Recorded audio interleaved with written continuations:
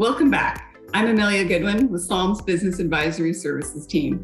Today, we're going to be talking about leadership. Are your leaders okay?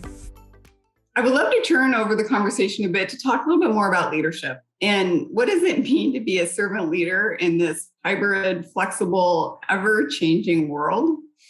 And what I think I'll start off with is, Lucy, how do you think leaders are doing?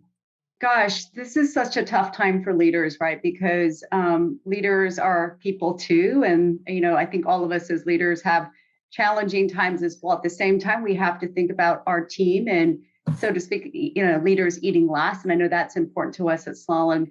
I would say the first thing is leaders have to be great situational adaptive leaders, right? And, Dave, I know you talk a lot about embracing experimentation and iterating as needed. None of us have figured it out yet, and we have to try different things out to see how can we collectively and individually thrive in this hybrid world. I would say the second thing is that, every team is different, and what is important from a flexibility standpoint for each individual on a team as well as for a team, it varies. And so it's important for leaders to create an environment where there's ongoing dialogue about team norms and how teams come together, how they communicate, how they engage, when do they collaborate, in team meetings versus not, and when they do asynchronous work. And so I think the role of the leader in terms of setting and really nurturing team norms on an ongoing basis and iterating is really important. And then lastly, I would say, we as leaders, we have to put extra focus on how we can ensure, our processes, our systems, our ways of working are equitable, so that again, there isn't bias, which biases exist, right? But that we are giving equal opportunity for people, whether they're working in the office or remotely, in terms of opportunities for growth, opportunities for advancement. And so I think we have to be extra intentional about making sure that our approach and our ways of working is equitable. We were talking a little bit before a little bit about what leaders need to do in this world of flexibility and adaptability. And really the new norm is just constant change. And even faster than what we thought was possible is coming at us. And Dave, I'm curious, do you think leaders are prepared to lead in this hybrid world? I think some leaders are. I think it comes down to comfortable being uncomfortable. It's one of my favorite things, right? Is that I don't know what's going to happen. I don't know is one of my favorite answers to ever have, as long as you follow it up with, here's how I'm going to go find out, or here's what I'm going to do, here's what I'm going to go learn about in order to kind of better prepare myself for that unknown. So I think leaders that are embracing that and coming to the table with discussion with their teams. Lucy, I love the idea that if there's one thing that I could point back to the last, almost 2 years now, it's that teams are thinking more directly about how they get work done. When do I do it best?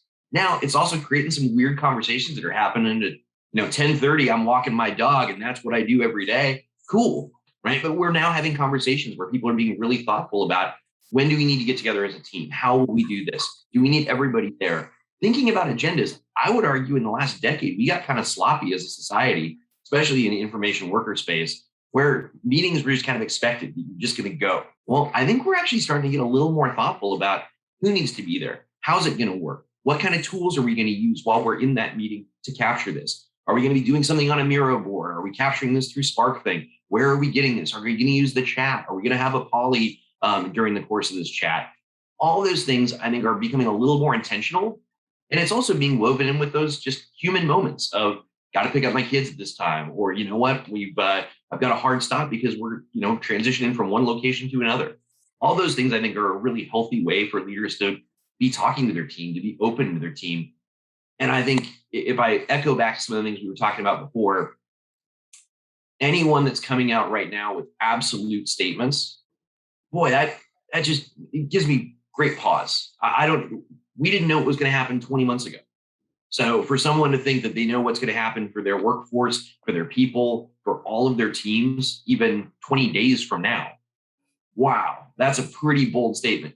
I hope we have great ideas and great paths and great options that we can take along the way, so that we keep that I don't know, but we've got a whole bunch of backing plans behind, well, here's how we're going to make it work as we experience those different changes. And this won't be the only change we will go through. There will be many more behind this. So it gives us great opportunity to get comfortable being uncomfortable. Yeah. Hey, Dave, I want to pile on because I've so appreciated, you and the work that Hab Lab are doing and how we are taking a truly learning, inquisitive approach to how we work. And I think it is so important that we continue to be iterative. And I think what you talked about is also how we are supportive of each other. And more than ever, I hear teams say, let's assume positive intent. And not that we didn't before, but I think it's individual. We tend to work in silos in our own individual teams. And I love that we as one company are saying as one Slalom, like we are supportive of each other, that we're in this together. None of us have it all figured out. So I do appreciate the teamwork and the work that you and Michelle and others are doing to really help us to get better as a company collectively. Oh, likewise. And Lucy, I'll just pile on that one for the other side. I'm rather glad that we haven't come out with maybe a Jamie Dimon level statement of everyone's going back tomorrow, or even an Andy Jassy if it's indefinite and we don't know if we're ever going to go back. I don't know that anyone knows on either one of those cases. Now, what's right for them is not what's necessarily right for us. So I think about that best for all and what we got from Ethos, best for all, what we're doing with Hab Lab. I think it's all contributing to this idea that change is going to be part of everything we do. It already has been part of everything we've done. I'm a dinosaur here. In 18 years, I've seen us move from everyone's on client sites all the time to now we've got clients coming into our offices. We've got clients working out of build centers. We had launch centers where clients were coming in and experiencing things.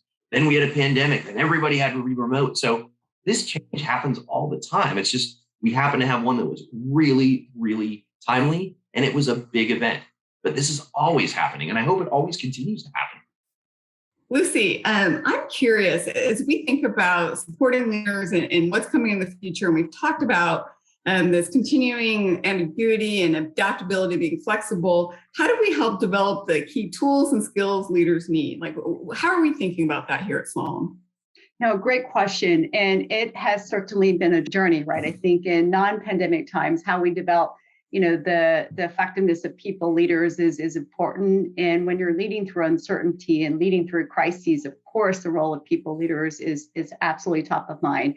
The first thing I think is individually is we try to focus on how do we equip individuals and every team member, right, to ensure they've got the technologies, the right collaboration tools, the hardware equipment that they need, whether one chooses to work from home or in the office or in a hybrid fashion. The second thing I know we put a lot of focus on is what is our role as people leaders in terms of really creating psychological safety for our people. And I think it's so important that our people feel safe and secure and feel supported. And I think it was important, right, for us, of course, to be communicative as leaders, also for us to role model, be vulnerable, talk about the challenges that all of us are going through as well. And I think that's really important that we as leaders are walking the talk and reinforcing behaviors and really being supportive of our people to create psychological safety. So I want to call that out.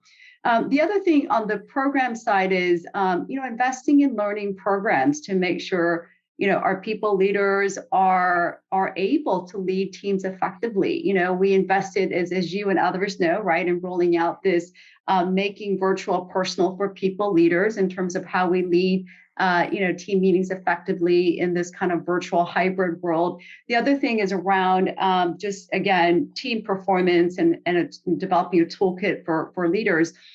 Recently, several of us have been partnering with Dr. Michael Platt from the Neuroscience Institute. And we have been through this program on neuroscience together. And it was so interesting to hear from Michael, Dr. Platt. There are two things that he shared that really stood out for me.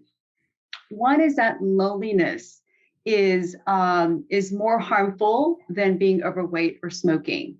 The second point that he made is that he spoke a lot about our brains and our social brain networks. And it's like a muscle. We have to develop it. We have to nurture it. So again, the role of people leaders in being able to help nurture and build those social networks, so critical. So I can't emphasize enough around kind of the learnings and the tools and how we help people leaders to really nurture effective team conditions and team climates.